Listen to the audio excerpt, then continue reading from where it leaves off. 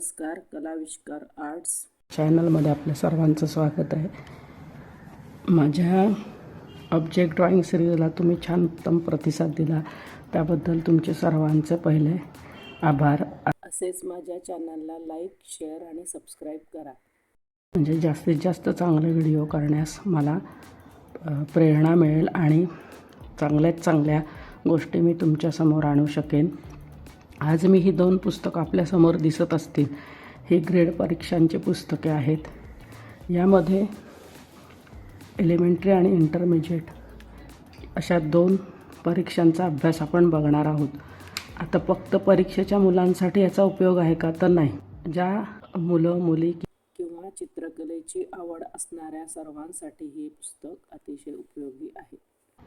त्यामुळे आपण आजपासून हे पुस्तक समोर आहे, तुम्हाला नक्कीच माहितीही आहे, पण यातून नक्की काय करायचं आहे, यात कोणत्या गोष्टींचा आपल्याला अभ्यास करणे परीक्षेच्या दृष्टीने आवश्यक आहे, किंवा ज्याला चित्रकला शिकायची आहे त्याला नक्की काय करायचं आहे. कारण आपण एखादे नुसते चित्र काढतो, रंगवतो, पण त्यामागे काय काय गोष्टी महत्त्वाच्या आहेत हे सुद्धा बघणे आवश्यक आहे. त्या सगळ्या गोष्टींचा आपण इथे बारकाईने विचार करणार आहोत. आता पुस्तके तर आपल्यासमोर आहेत आणि आपण म्हणाल की या सगळ्या गोष्टी तर आम्हाला माहिती आहेत, त्यात काय अवघड आहे. परंतु सगळ्याच गोष्टी आपल्यासमोर असतात, परंतु आपण त्याचा बारकाईने विचार करत नाही. आता एलिमेंटरी आणि इंटरमिजिएट इथे मराठीत विषय दिलेले आहेत, इथे इंग्रजीत विषय दिलेले आहेत. एलिमेंटरीला object drawing, memory drawing, geometry आणि इंटरमिजिएटमध्ये still life, design, geometry, solid geometry and lettering आहे असे विषय दिलेले आहेत. एक एक क्रमाक्रमाने आपण बघत जाऊ. आधी एलिमेंटरी या परीक्षेचा अभ्यास आपण दीर्घ म्हणजेच डिटेलिंगमध्ये बघणार आहोत आणि त्यानंतर इंटरमिजिएट परीक्षेचा अभ्यास आपण बघणार आहोत. तर अशी 2 पुस्तके बाजारामध्ये आहेत. या पुस्तकाची लिंक मी डिस्क्रिप्शन बॉक्समध्ये देत आहे, त्याचा संदर्भ तुम्ही घेऊ शकता.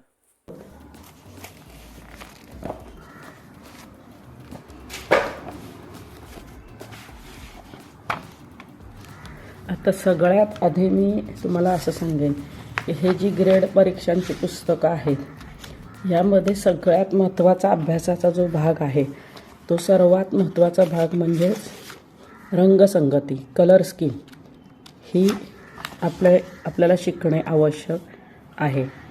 आता रंगसंगती म्हणजे काय, तर रंग म्हणजे नक्की काय आहेत, तर इथे दिलेले आहेत बघा. आता इथे मूळ रंग, दुय्यम रंग म्हणजेच प्रायमरी, सेकंडरी आणि त्यानंतर जे येणारे रंग आहेत या सगळ्यांचा इथे आपण अभ्यास करणं गरजेचे आहे. की जेव्हा मूळ रंग हे 3 आहेत त्याच्यात रंग मिक्स केल्यानंतर सेकंडरी रंग तयार होतात आणि या सेकंडरी म्हणजे दुय्यम रंगांमध्ये ते एकमेकात रंग मिसळले तर कोणते 3 रंग तयार होतात. पुन्हा विरोधी रंग म्हणजेच कॉन्ट्रास्ट कलर कुठले आहेत हे सुद्धा बघणं आवश्यक आहे.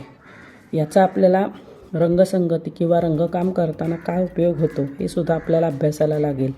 त्याचबरोबर एक रंग दुसऱ्याचा मित्र असतो, फ्रेंड असतो, म्हणजेच मित्र रंग किंवा संबंधित रिलेटेड कलर्स हे सुद्धा आपल्याला याचासुद्धा अभ्यास आपल्याला करायला लागेल. रंग समोरच आहेत परंतु ते कशा पद्धतीने वापरायचे आहेत. डिझाईन किंवा लेटरिंग, मेमरी ड्रॉइंग असेल, ऑब्जेक्ट ड्रॉइंग असेल किंवा स्टील लाईफ असेल, अशा सर्व विषयांमध्ये ह्या रंगांचा आपल्याला उपयोग करावा लागतो. आता इथे डार्क आणि लाईट म्हणजेच लाल आणि पांढरा रंग आहे किंवा लाल आणि काळा रंग आहे. इथे या 2 रंगांची रंगछटा कशी तयार होईल, तर ह्या पद्धतीने रंगकाम करून बघितले तर आपल्याला लक्षात येईल. जेव्हा आपण प्रत्यक्ष काम करतो तेव्हाच या गोष्टी बारकाईने समजतात. आता इथे उष्ण रंग म्हणजेच वॉर्म कलर, कूल कलर्स दिलेले आहेत. यामध्ये सुद्धा वॉर्म कलर कुठले आहेत आणि कूल कलर कुठले आहेत. रंग आपले मी सांगितल्याप्रमाणे इथे समोर आहेत. या रंगामध्येच आपल्याला वार्म कलर आणि कूल कलर असे दोन्ही कलर कोणते हे शोधून त्याप्रमाणे इथे रंगकाम केलेले आहे. तर अशा पद्धतीने पहिल्यांदा आपल्याला रंगसंगतीचा विषयामध्ये जास्तीत जास्त आधी अभ्यास करावा लागतो आणि त्यानंतर मग चित्रकाम म्हणजेच ड्रॉइंग किंवा रेखाटन ह्या गोष्टींचा अभ्यास करायला लागेल. आता ऑब्जेक्ट ड्रॉइंगमध्ये बघा वेगवेगळे ऑब्जेक्ट्स इथे दिलेले आहेत.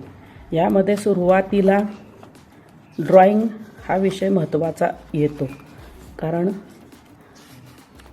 आपल्याला दिलेला पेपर आणि समोर असलेली वस्तू यांचे मोजमाप आपल्याला ठरवावे लागते आणि त्यानुसार ड्रॉइंग करून मग त्यानुसार रंगकाम केले जाते.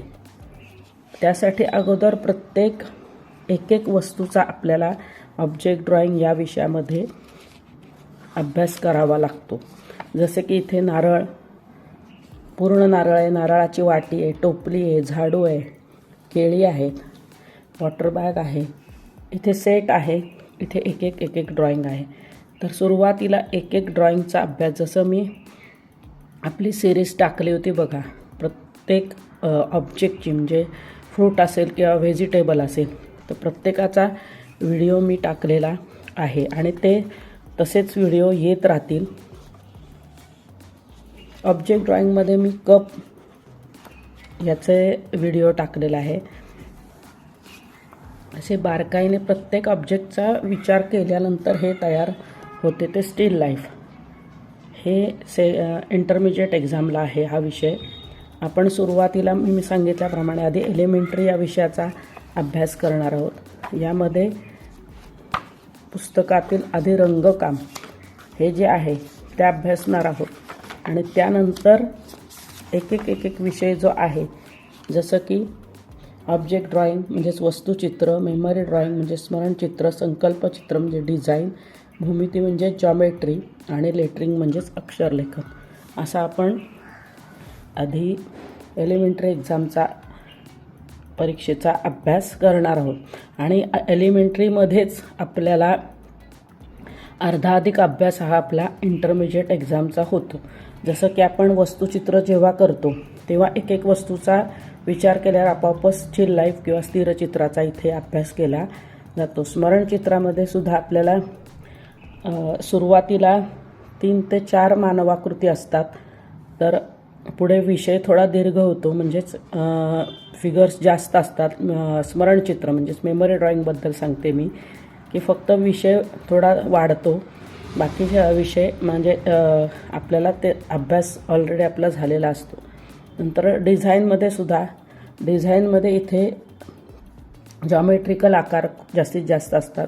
नंतर वेगवेगळे विषय देऊन इथे आपल्याला डिझाईन किंवा चित्र करावे लागते. जॉमेट्रीमध्ये सुद्धा सुरुवातीला बेसिक प्लेन जॉमेट्री येते, नंतर सॉलिड येते. अक्षरलेखन दोन्ही परीक्षांमध्ये बऱ्यापैकी सारखेच असते.